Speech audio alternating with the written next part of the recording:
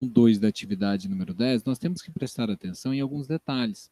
Então, primeiro, quando a gente tem aqui o gráfico de pressão por volume, e a gente necessita, igual aqui está pedindo, para calcular o trabalho realizado no ciclo, a gente vai ter que calcular o trabalho em cada uma das transformações. Então, a gente tem que calcular o trabalho de A até B, na transformação de A até B, na transformação de B até C, na transformação de C até D e na transformação de D até A. Como a gente já tem aqui o gráfico da pressão vezes a variação de volume, então a gente vai ter que trabalhar com essa equação aqui, onde, né, o trabalho, né, realizado em cada transformação é a pressão vezes a variação do volume que ele sofreu, a variação do volume que o gás sofreu aqui. Então é a pressão que ocorreu a transformação vezes a variação do volume. Não é vezes o volume, é vezes a variação do volume. Então aqui nós temos o seguinte, ó. Tá vendo que aqui na lateral do gráfico ele está indicando, ó, a pressão como sendo 3P0 e P0. Então você tem que calcular aqui, ó, em relação ao valor que eu te dei. Então o P0 aqui, ele vale 1 newton por metro quadrado.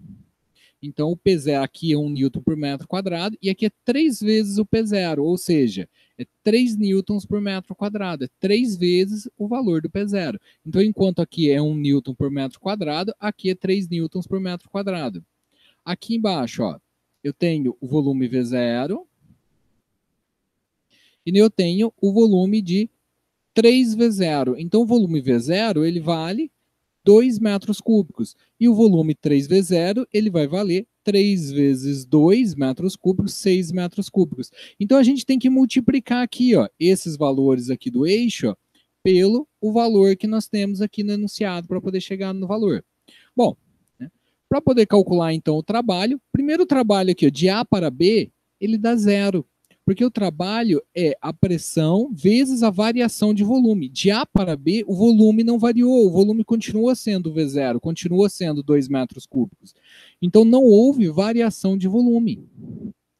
Então, não houve trabalho de A para B, nem de C para D. Por que não tem trabalho? Porque a variação de volume é zero. Esse aqui, ó, a variação de volume, não é o volume no qual ele se encontra, é o quanto que aumentou ou diminuiu o volume. Como de A para B não aumenta nem diminui o volume, então a variação de volume é zero.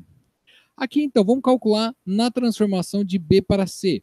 Então, de B para C, a gente tem a pressão como sendo, né, 3P0. Então, a pressão aqui vai ser 3P0. 3P0 é 3 vezes 1 newton por metro quadrado, porque o P0 ele vale 1 newton por metro quadrado, está aqui em cima. Então, a pressão será de 3 newtons por metro quadrado. E a variação do volume é o quanto que o volume aumentou ou diminuiu. De B para C, o volume aumenta. Como o volume aumenta de B para C, a gente então vai ter 3V0, que é aqui, ó, esse volume, menos esse, que é o quanto que ele aumentou. Então vai ser 3 vezes 2 metros cúbicos menos 2 metros cúbicos. Uma vez que o V0, ele vale 2 metros cúbicos. Então aqui a gente vai ter 6 metros cúbicos menos 2 metros cúbicos, que é os 6 metros cúbicos que eu tenho aqui, menos 2 metros cúbicos que eu tenho aqui. Vai resultar em 4 metros cúbicos. Aí a gente vai calcular, então, o trabalho. Então, o trabalho ele é a pressão vezes a variação do volume. Então, vai ficar 3 newtons por metro quadrado da pressão vezes a variação do volume. Não é o volume, é o quanto que o volume aumentou ou diminuiu. Neste caso aqui, ele aumentou em 4 metros cúbicos. Ele estava em 2 metros cúbicos e foi para 6 metros cúbicos. Então, o trabalho foi de 12 joules. Então, é o trabalho de B para C. Quando a gente está fazendo o ciclo completo, nós temos que calcular o trabalho em todas as transformações e depois somar. Então, conforme eu falei, de C para D, o trabalho é zero, porque não houve variação de volume. Então, de C para D, o trabalho é zero. Então, sobrou o trabalho de D para A para a gente poder calcular, que é esse trabalho aqui embaixo, de D para A. Então, de D para A, a pressão vale quanto?